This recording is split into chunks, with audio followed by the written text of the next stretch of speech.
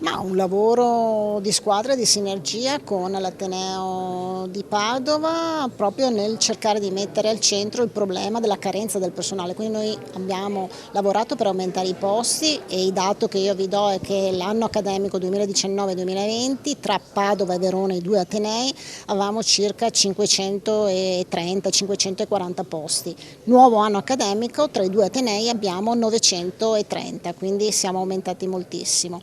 Aumentando abbiamo anche dislocato, quindi prima Treviso 6 anni fa, oggi Venezia, completiamo un po' quella che è insomma la logistica per quanto riguarda appunto anche avvicinare il più possibile quelli che sono gli atenei, quindi la scuola di medicina, ai nostri ospedali, che vuol dire anche fidelizzare un po' chi studia, chi fa la specializzazione, chi già dai primi anni farà lo specializzando all'interno dei reparti.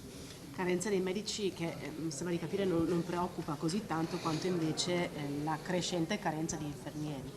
Allora, carenza dei medici, dobbiamo sottolineare che ci sono delle situazioni che preoccupano, l'emergenza urgenza, anestesia e rianimazione, sappiamo che queste preoccupano perché obiettivamente c'è una carenza ormai molto forte. Sul resto invece l'aumento dei posti, l'aumento della specializzazione ci fa pensare e sperare che da qui ai prossimi anni il problema dei medici insomma abbia un'opinione, quindi una vista molto diversa di quella che abbiamo oggi. Gli infermieri invece restano il grande problema, anche perché noi arriveremo quasi a un medico per infermiere, questo è il dato tra un po' d'anni, che è una media molto più bassa rispetto a tutti gli altri paesi europei, e anche tutta oggi la nuova organizzazione territoriale di M77, case della comunità, ospedali di comunità, COT, è soprattutto organizzata con le professioni sanitarie.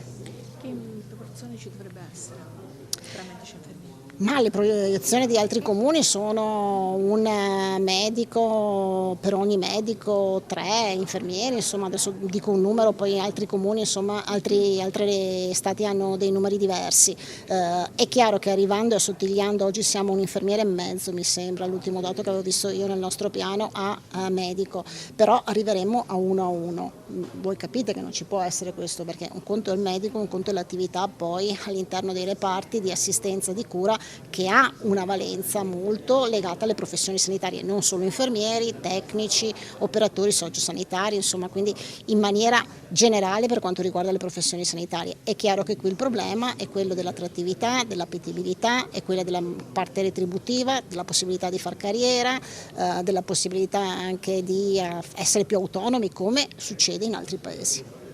E quindi c'è un modo per cercare di ovviare a questi problemi? Allora, anche qui abbiamo fatto un grande lavoro con i due atenei, abbiamo aumentato i corsi di infermieristica, parliamo di infermieristica dai 1450 di 3-4 anni fa ai 1800 di questi anni, dell'ultimo anno.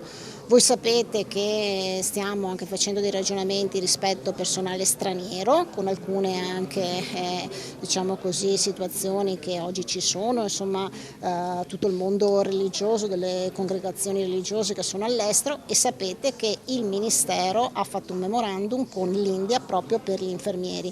Noi come le altre regioni partecipiamo a questo memorandum, non è ancora stato sottoscritto, abbiamo già dato il nostro fabbisogno che è di circa 3.000 unità nei prossimi 3 anni. AF Energia ci trovate in Viale Mediterraneo 135 a Sottomarina, dal lunedì al venerdì 8.30, 12.30, 14.30, 18.30. Offriamo il servizio luce, gas, prezzo fisso, prezzo variabile, telefonia, fibra o ADSL per famiglie, imprese e condomini. Qui da noi potete effettuare anche il pagamento delle vostre bollette a una commissione ridotta di 1,30 €.